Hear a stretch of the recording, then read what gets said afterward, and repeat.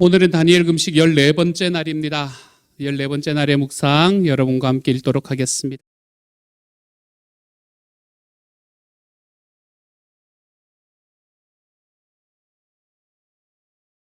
했다고 마음을 먹고 다니엘서 1장 8절 말씀. 결심하다를 우리말로 마음 먹다라고 합니다. 마음도 음식처럼 먹을 수 있는 걸까요? Why not? 영어 표현에 You are what you eat. 당신이 먹는 것이 곧 당신이다라는 표현이 있습니다. 이 말은 프랑스의 미식가인 브리아 사바랭이 1826년 미식예찬이라는 책에서 당신이 무엇을 먹었는지 말해달라. 그러면 당신이 어떤 사람인지 알려주겠다는 말을 영어로 번역하다 나온 말입니다. 뜻은 사람이 먹는 음식을 보면 그 사람이 어떤 사람인지를 안다는 것입니다. 음식도 그런데 하물며 마음은 더합니다. 어떤 마음을 먹느냐에 따라 우리 인생의 운명이 달라집니다. 다니엘이 바벨론의 총리가 되기 전에 그 땅의 음식으로 자신을 더럽히지 않겠다라는 마음을 먼저 먹었습니다. 보디발의 부인이 요셉을 유혹했을 때에 요셉은 하나님 앞에서 죄를 짓지 않겠다는 마음을 이미 먹었습니다. 순간의 선택은 이미 오래전에 먹은 우리의 마음에 달려 있습니다. 선택은 우리의 운명을 바꿉니다. 전도자는 말합니다. 육체가 원래 왔던 흙으로 돌아가고 숨이 그것을 주신 하나님께로 돌아가기 전에 내 창조주를 기억하여라. 전도서 12장 7절 말씀. 마음 먹는 것도 때가 있습니다. 죽음은 마음 먹는 것을 허락하지 않습니다. 죽음의 관문을 넘어서서 우리는 이미 먹은 마음에 따라 내린 선택의 결과를 영원히 누리던가 아니면 짊어져야 합니다. 당신이 지금 살고 있는 삶도 이미 예전에 언제쯤인가 먹었던 마음이 내린 선택의 결과입니다. 앞으로의 인생도 오늘 당신이 어떤 마음을 먹느냐에 따라 달라집니다. 갑자기 차가 끼어 들어와서 놀라고 화가 날 때 욕을 할까 아니면 참을까? 자녀가 말썽을 피울 때 큰 소리로 야단칠까 아니면 부드럽게 훈육을 할까? 주일날 피곤해서 좀 더 자고 싶을 때 그냥 푹 이불 속에서 뒹굴까 아니면 찬양과 예배로 새 힘을 얻을까? 외모가 예쁜 사람과 결혼할까? 아니면 신실한 사람과 결혼할까? 월급은 많이 줘도 쉴 새 없이 일을 해야 하는 직장을 택할까? 아니면 월급은 좀 적더라도 봉사하는 자유시간을 가질 수 있는 직장을 택할까? 이 모든 선택은 우리가 이미 먹은 마음에 달려 있습니다. 사람은 결국 마음이 가는 대로 선택하고 행동합니다. 그렇기 때문에 내가 좋은 선택을 하길 원한다면 좋은 마음을 먹어야 합니다. 가장 좋은 마음은 바로 예수 그리스도의 마음입니다. 이 마음을 먹지 않고 선한 행동을 하려는 것은 무척 고되고 힘이 듭니다. 억지로 해야 하기 때문입니다. 하지만 예수님의 마음을 먹으면 그 마음이 가는 대로 자연스럽게 기쁘고 선하게 살 수 있습니다. 다니엘 금식 14일째 우리는 어느 틈엔가 음식을 구별하여 먹듯 마음도 구별하여 먹는 연습을 하고 있습니다. 세상 미디어를 끊고 세상 미디어를 줄이고 기도와 말씀의 식탁에서 먹는 예수님의 마음이 가장 맛있습니다. 이 마음이 나를 움직입니다. 이 마음이 나로 가장 좋은 선택을 하게 합니다. 여러분 안에 이 마음을 품으십시오. 그것은 곧 그리스도 예수의 마음이기도 합니다. 빌립보서 2장 5절 말씀. 오늘의 말씀을 함께 읽습니다. 하나님이 주신 오늘의 말씀은 사도행전 16장 6절부터 10절까지의 말씀입니다. 길지 않지요? 길어도 같은 목소리로, 길지 않아도 같은 목소리로 우리 같은 목소리로 함께 읽도록 합니다. 같이 읽지요. 시작. 아시아에서 말씀을 전하는 것을 성령이 막으심으로 그들은 부르기아와 갈라디아 지방을 거쳐가서 무시아 가까이 이르러서 비두니아로 들어가려고 하였으나 예수의 영이 그것을 허락하지 않으셨다. 그래서 그들은 무시아를 지나서 드로아에 이르렀다.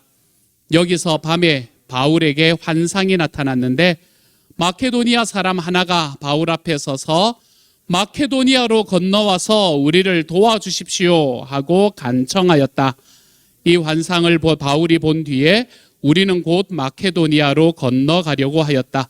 우리는 마케도니아 사람들에게 복음을 전하기 위하여 하나님께서 우리를 부르신 것이라고 확신하였기 때문이다. 아멘. 사랑하는 성도 여러분, 덥지 않으십니까? 우리 에어컨도 좀 틀어주시고 좀 짧은 팔 입으신 분들은 내가 짧은 팔을 입었기 때문에 시원하다고 생각하시면서 졸지 않도록 해주시기 바랍니다. 준비한 게 아깝습니다. 졸지 않도록 해주십시오. 사랑하는 성도 여러분, 오늘 우리는 우리 인생의 계획에 대해서 한번 이야기해 보려고 합니다. 여러분은 혹시 꼼꼼하게 계획을 세우시는 편이신가요? 저는 꼼꼼하게 계획을 세우려고 열심히 노력은 하는데 그 결과물에는 종종 실망하는 편인 것 같습니다. 우리는 누구나 자기 인생이라는 도화지 앞에 서 있는 화가 같은 사람들입니다. 저마다 그 앞에서 멋진 밑그림을 그립니다. 내가 몇 살에는 이만큼의 성취를 이룰 거다. 내 자녀는 아마 이때쯤이면 이런 길을 걷고 있겠지. 노후에는 이런 평안을 누려야지. 라는 아주 구체적이고 선한 계획들 말입니다. 그런데 참 이상합니다. 우리가 하나님 앞에 기도하며 세운 선한 계획들조차 때로는 가로막히고 엉뚱한 방향으로 흘러가는 때가 있습니다. 내가 정말 열심히 공들여서 일해왔던 프로젝트가 무산되거나 내가 열심히 준비한 사업이 문을 닫기도 합니다.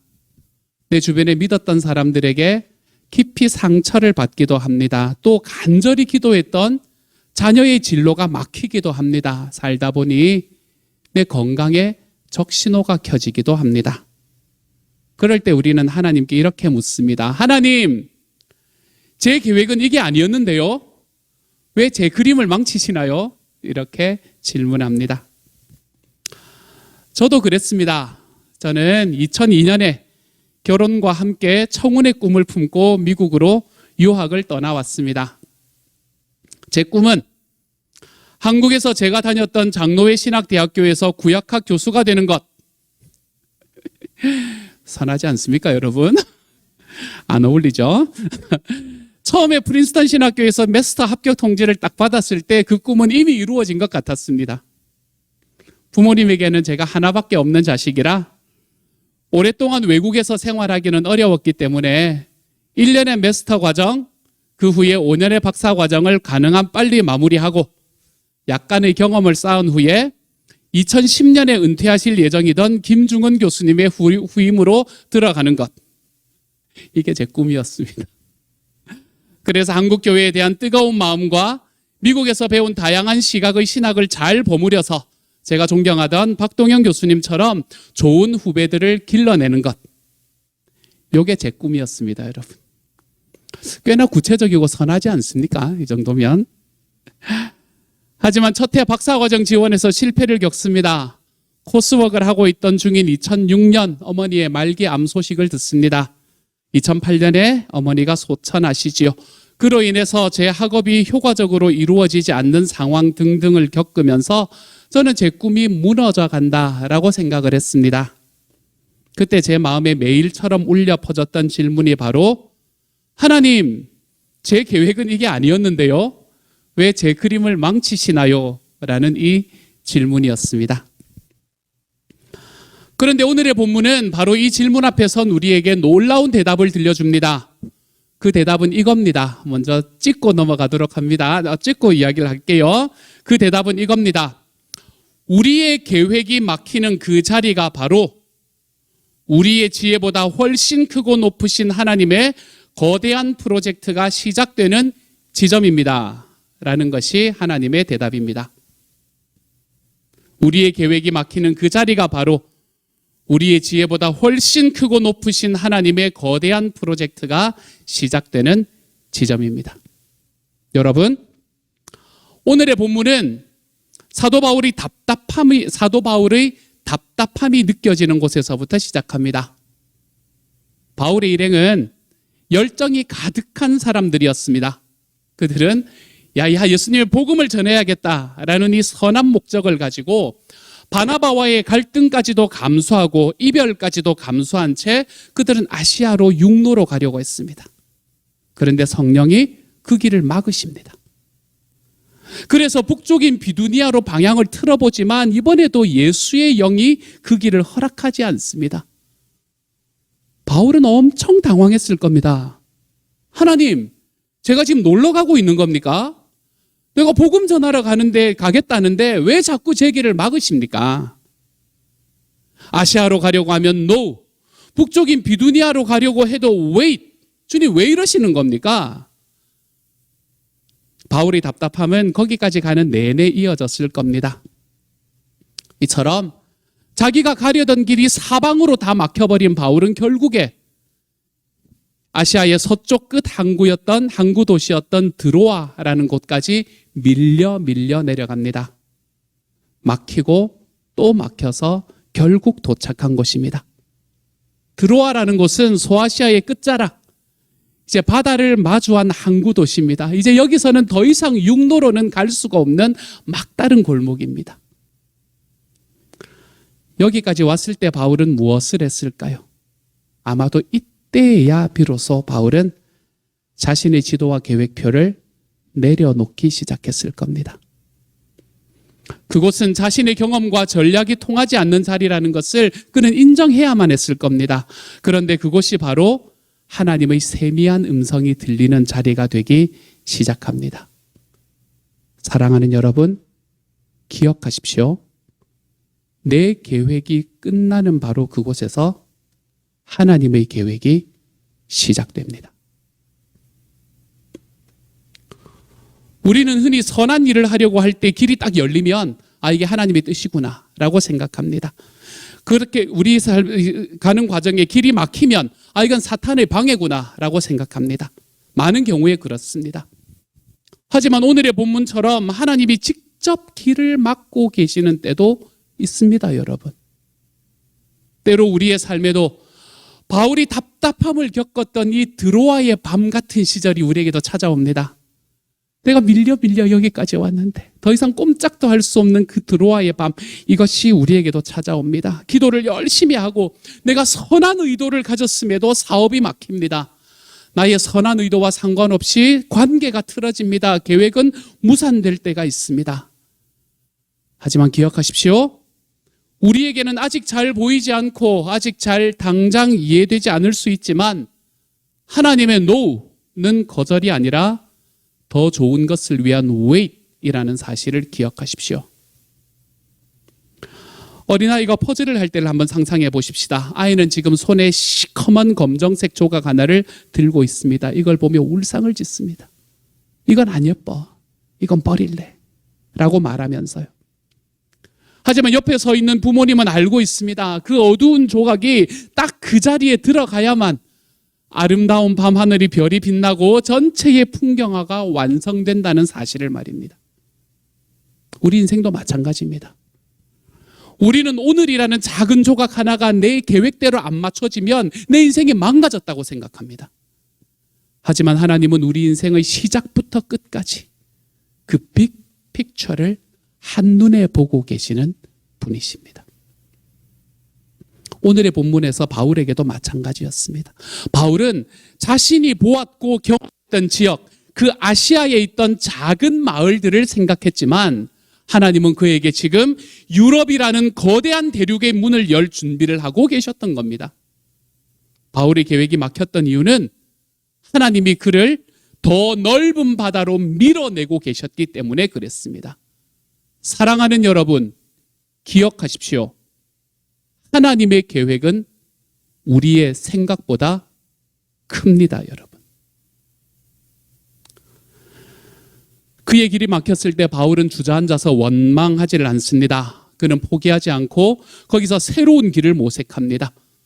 드로아 항구에서 간절히 기도하며 기다리던 그 깊은 밤, 바울에게 환상이 나타납니다. 마케도니아 사람 하나가 서서 그를 향해서 간곡히 요청합니다. 마케도니아로 건너와서 우리를 도와주십시오. 이 사람이 마케도니아 사람이라는 걸 어떻게 알았을까? 백인이었을 겁니다. 아시아 사람들 황인을 보다가 백인이 갑자기 나타나서 손짓을 했을 거예요. 그래서 이게 마케도니아구나라는 걸 알았을 겁니다. 바울은 아시아를 보고 있었지만 하나님은 바다 건너 이 유럽을 보고 계시는 겁니다. 바울은 내가 갈 곳을 찾고 있었지만 하나님은 복음을 기다리는 영혼들을 그에게 보여주시는 겁니다. 이 환상은 단순한 꿈이 아닙니다. 복음 없이는 죽어갈 수밖에 없는 영혼들을 향한 하나님의 끌어오르는 사랑의 표현이었습니다. 하나님은 바울의 발걸음을 억지로 꺾어서라도 그 영혼들을 살리고 싶었던 모양입니다. 하나님은 답답했던, 사도 바울에게는 그처럼 답답했던 이 드로아의 밤에 그에게 나타나 그에게 환상을 보여주십니다. 그 환상에는 바다 너머 마케도니아 사람이 나타나서 건너와서 우리를 도우라라고 소리칩니다. 이것뿐만이 아닙니다. 또 여기서 나타나는 한 가지의 선물이 더 있습니다. 바로 이 지점에서 사도행전의 기록자인 의사 누가가 비로소 사도 바울의 선교팀에 합류하게 됩니다. 여기가 사도행전에서 처음으로 본문의 기록이 그들이라는 주어에서 우리라는 주어로 딱 바뀌는 시점이거든요. 지금 하나님은 바울의 계획을 막으심으로써 그에게 두 가지의 선물을 준비하고 계시는 겁니다. 첫째는 유럽이라는 거대한 선교지를 그에게 선물로 주고 계시고, 둘째는 누가라는 최고의 동역자를 그에게 허락하고 계십니다. 만약에 바울이 자기의 고집대로 아시아에만 머물렀다면 어쩌면 그는 평생의 동반자였던 누가를 만나지 못했을 수도 있습니다. 이 환상을 보았던 바울은 즉각 거기에 반응합니다. 10절은 우리에게 이렇게 말합니다. 우리는 곧 마케도니아로 건너가려고 하였다. 바울은 이 과정에서 하나님, 왜 내 뜻대로 안 됩니까? 내 계획대로 안 됩니까? 라고 항변하지 않습니다. 그는 그 즉시 자기의 삶의 방향키를 하나님께 탁 내어드립니다. 그는 즉시 깨닫습니다. 내가 막혀 있는 것은 내가 막힌 것이 아니라 지금 하나님께서 나를 더 넓은 세계로 밀어내고 계시는구나 라는 것을 깨닫게 됩니다. 그리고는 그가 행했던 그 순종의 발걸음 하나가 인류의 역사를 바꿨습니다. 아시아의 작디 작은 전도팀이 유럽으로 건너가게 되고, 그 순종의 발걸음으로 빌립보와 데살로니가와 고린도가 복음화되었고, 그리고 그 동일한 복음이 지금 이곳에 저와 여러분에게까지 전해지게 되는 이 역사의 놀라운 일이 우리에게 펼쳐지게 된 겁니다. 성경 속의 요셉의 이야기는 어떻습니까? 그의 계획은 아마 나는 아버지에게서 사랑받는 아들로 남고 싶다라는 것이었을 겁니다. 하지만 그의 여러 시도는, 이 사랑받는 아들로 남기 위한 여러 시도는 형들의 시기심을 이야기합니다. 형들의 분노를 발생시킵니다. 그래서 요셉은 결국 자기의 형들에 의해서 팔려갑니다. 결국 노예가 됩니다. 어떻습니까? 인간적인 눈으로 보면 그의 계획은 완전히 실패한 겁니다. 하지만 시간이 흘러 그가 총리가 된 후에 자신의 가족, 이집트 주변국의 백성들을 흉년으로 인한 기근으로부터 구원한 후에 요셉은 비로소 이렇게 고백하는 겁니다. 하나님은 그것을 선으로 바꾸셨다라고요. 만약 요셉이 그냥 집에 머무르고 아버지에게 사랑받는 아들이 되고 싶었던 그의 계획이 만약에 성공을 했다면 그는 자신의 가족도 많은 민족들도 구원하는 통로가 되지 못했을 겁니다. 하나님이 우리의 계획에 안 돼라고 말씀하실 때는 여러분, 우리에게 더 나쁜 것을 주시기 위해서 그러는 게 아닙니다. 우리가 상상조차 할 수 없는 더 높은 차원의 좋은 것, 이것을 준비하고 계시기 때문에 하나님은 우리의 계획에 안 돼라고 이야기하신다는 겁니다. 현대 선교의 아버지라고 불렸던 윌리엄 캐리 선교사님이 계십니다. 그분의 하나의 예화도 이런 상황을 잘 보여줍니다. 이분은 인도로 건너가서 수십 년간 피땀 흘려 성경을 번역을 하는데 인도의 현지어로 번역을 했습니다. 그런데 어느 날 외출한 사이 이 인쇄소에 큰 불이 나버립니다. 그동안 번역했던 수천 페이지의 원고와 사전, 공들여서 만들었던 인쇄 활자들이 순식간에 잿더미가 됩니다. 이걸 보고 동료들은 다 절망합니다. 이제 끝났다. 하나님은 왜 이 선한 일을 막으시는가? 라며 탄식했죠. 하지만 윌리엄 캐리는 그 잿더미 앞에서 이렇게 기도합니다. 주님, 제가 너무 제 실력을 의지했나 봅니다. 처음부터 다시 시작하라는 뜻으로 알겠습니다. 이제부터 더 완벽한 번역본을 만들겠습니다. 놀랍게도 이 화재 소식이 영국과 미국에 알려집니다. 그리고 그 안에서 잠자던 성도들의 마음을 일깨웁니다. 그래서 엄청난 후원금이 모입니다. 그래서 그 결과로 이전보다 훨씬 더 많은 언어로 성경이 번역되는 역사가 일어나게 되는 겁니다. 내 계획이 불타는 화재는 하나님의 새로운 건설이 시작되는 순간이었습니다. 사랑하는 여러분, 여러분의 삶에서 혹시 반복적으로 문이 닫히고 계시는 걸 경험하고 계십니까? 그것은 여러분을 가두기 위해서가 아닙니다. 하나님이 여러분을 위해서 더 큰 대륙과 더 멋진 동역자를 예비하고 계시다는 신호입니다. 여러분을 통해서 더 많은 사람을 구원하고 또 그들을 더 유익하게 만드시려는 하나님의 신호입니다.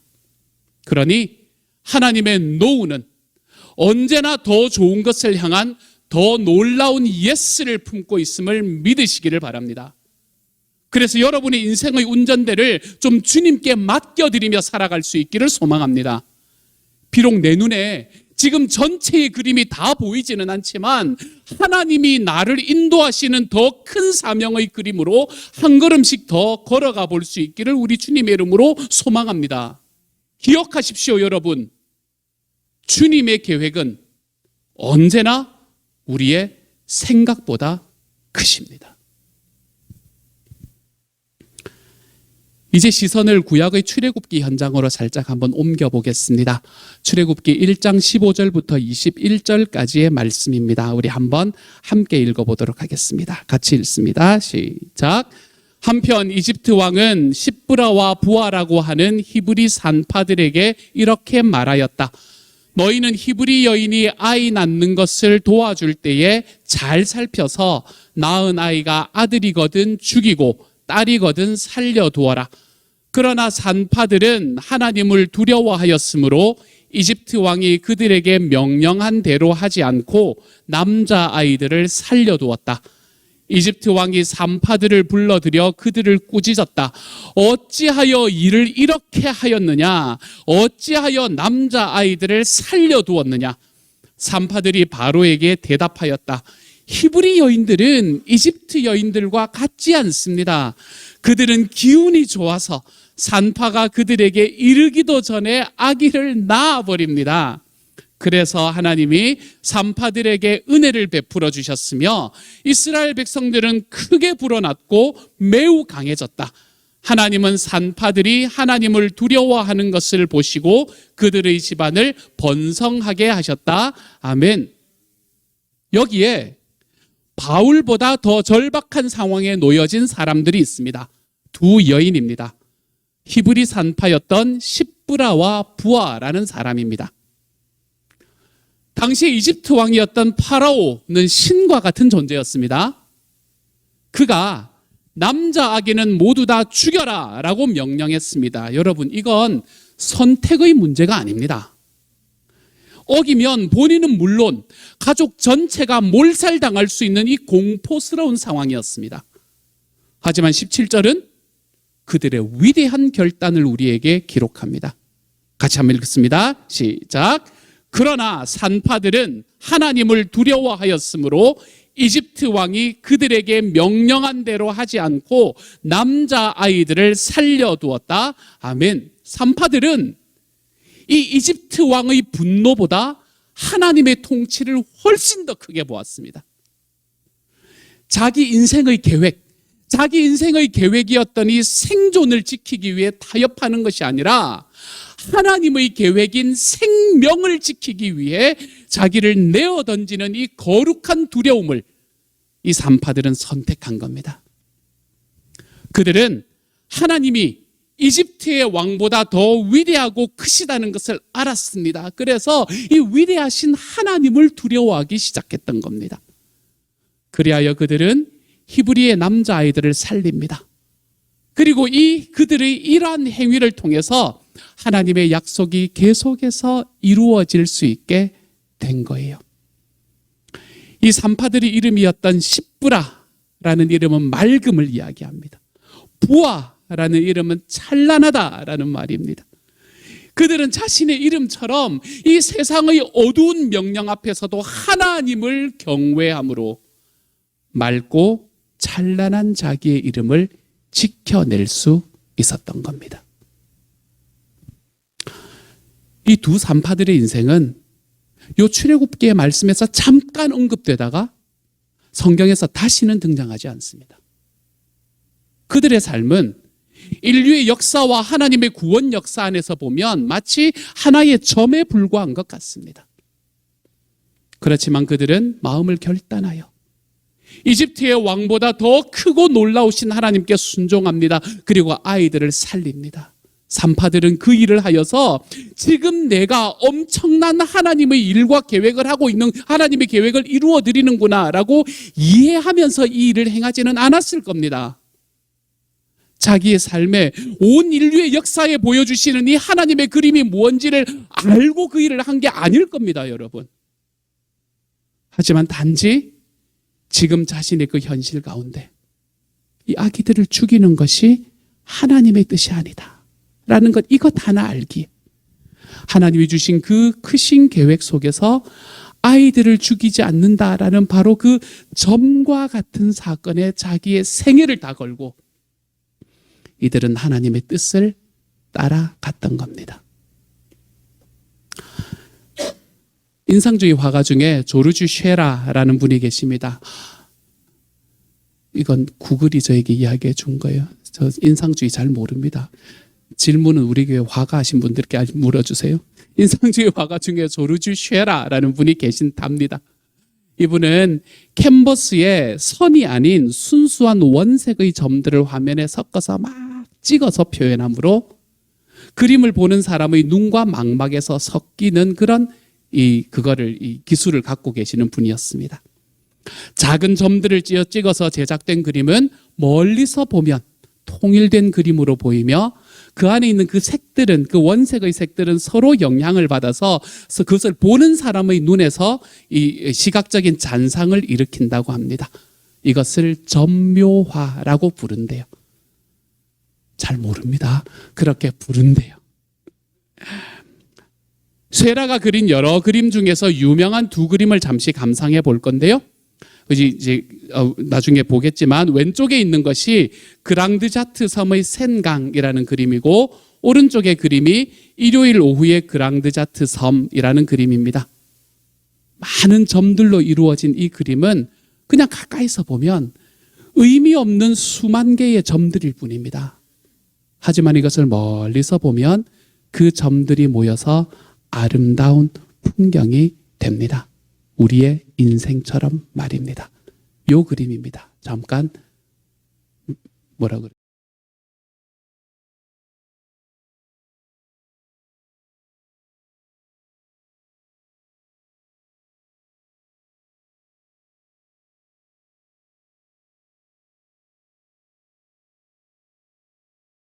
운에 불과하다고 볼 수도 있습니다. 하지만 이 히브리 산파들이 순종의 행함이 있었기에 하나님의 일들이 계획되어져 가고 그 핏줄을 통해서 예수 그리스도가 이 땅에 오실 수 있었던 겁니다. 오늘을 살아가는 우리들도 또한 마찬가지입니다. 우리도 우리 각자의 작은 일에, 그 점과 같은 일에 순종하며 하나님을 따르고 우리에게 주어진 작은 일들을 기쁜 마음으로 쫓아갈 때 그 점과 같은, 작은 점과 같은 한 사람 한 사람의 순종을 통해서 하나님의 위대한 일이 우리가 살아가는 이곳에 이루어지게 될 것이라는 것을 기억하실 수 있기를 바랍니다. 말씀을 정리합시다.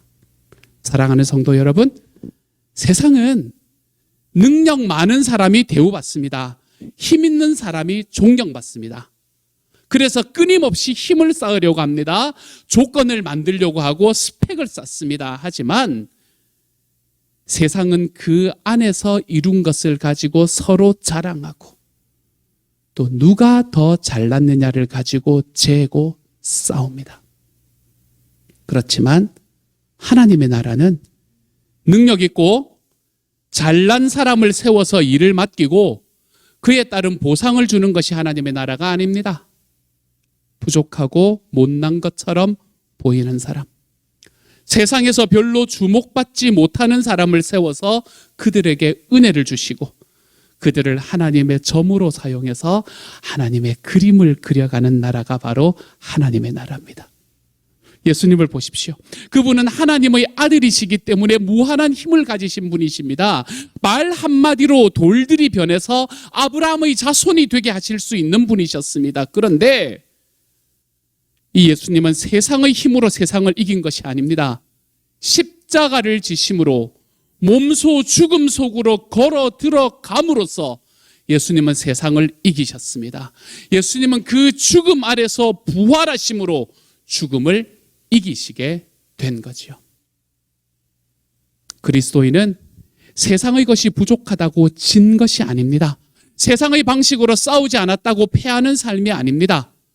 아기를 낳는 일을 돕는 산파에게는 그 아기를 돕는 일이라는 것이 지극히 작은 일상이었고 평범한 일이었을 겁니다. 그것은 그들에게는 굉장히 작은 일이었을 겁니다. 어쩌면 우리가 지금 이야기하는 이 거창한 주님의 계획, 주님의 일, 이런 것이 그들에게 아니었을 수 있습니다. 그러나 하나님은 이스라엘 자손을 보호하고 자신의 약속을 이루어 가시는데 이 작디 작은 손길들을 사용하셨습니다. 여자의 손, 산파의 손임에도 불구하고 그들이 하나님의 손 안에 있게 되었을 때 그들은 하나님이 쓰시는 위대한 손이 되어가기 시작했습니다. 우리들도 마찬가지입니다. 우리의 삶의 작은 일에, 소소한 일상에 하나님의 통치를 입고 살아감으로 인해서 이 시대의 십부라와 부하가, 즉 이 시대의 맑음과 찬란함이 되어서 비록 작디 작은 점임에도 불구하고 하나님과 동역함으로 결국 주님의 구원의 그림을 완성하는 하나님의 사람, 전 저와 여러분이 이런 사람이 되어갈 수 있기를 우리 주님의 이름으로 소망합니다. 어떻게 해요? 조금만 구체적으로 예를 들어봅시다. 우리가 목장에서 누군가에게 따뜻한 시간 조금, 따뜻한 말 한마디 건네는 것이, 우리가 111 기도 때에 식구들을 위해서, VIP들을 위해서, 교회를 위해서 기도하는 것이 과연 얼마나 세상을 변화시킬 수 있을까? 라는 생각을 하실 수도 있습니다.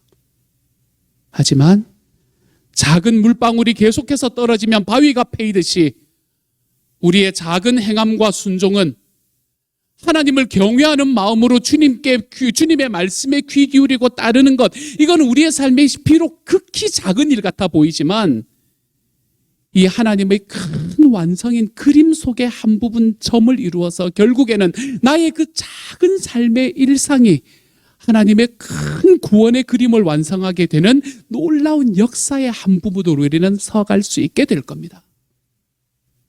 사랑하는 여러분, 혹시 지금 나의 계획이 틀어져서 낙심하고 계시는 분이 계십니까? 사방이 막혀서 드로아 항구에서 바다만 바라보며 한숨 짓는 것 같은 삶을 살고 계시는 분이 계십니까? 내가 가진 소유가 너무 적어서, 내가 가진 능력이 너무 작아 보여서, 내가 하는 행위 하나가 너무 보잘것없어 보여서 의기소침해하는 분이 계십니까? 기억하십시오.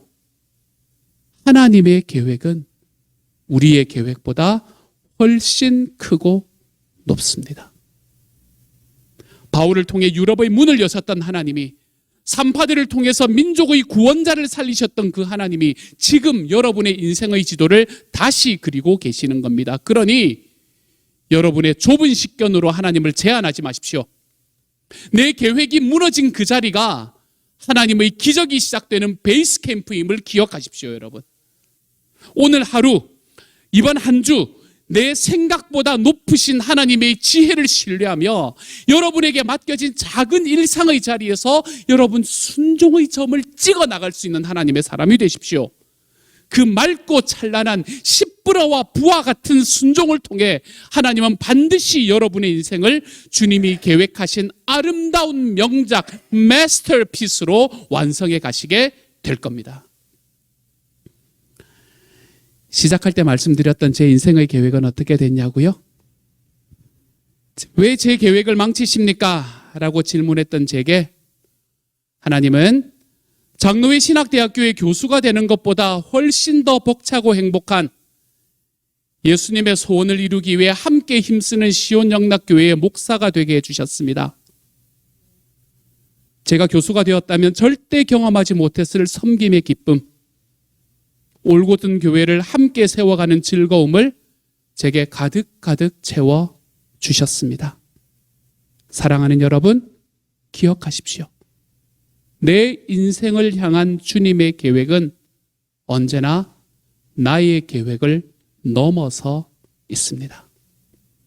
이 은혜가 이번 한 주 하나님의 큰 구원의 그림을 완성하는 길에서 내가 하나의 점이 되었다는 점에 감사하며 주님께 바로 here and now, 바로 지금을 순종하며 살아가는 여러분의 삶에도 가득가득하게 경험되실 수 있는 하나님의 사람들이 되어 가시기를 우리 주님의 이름으로 축복합니다.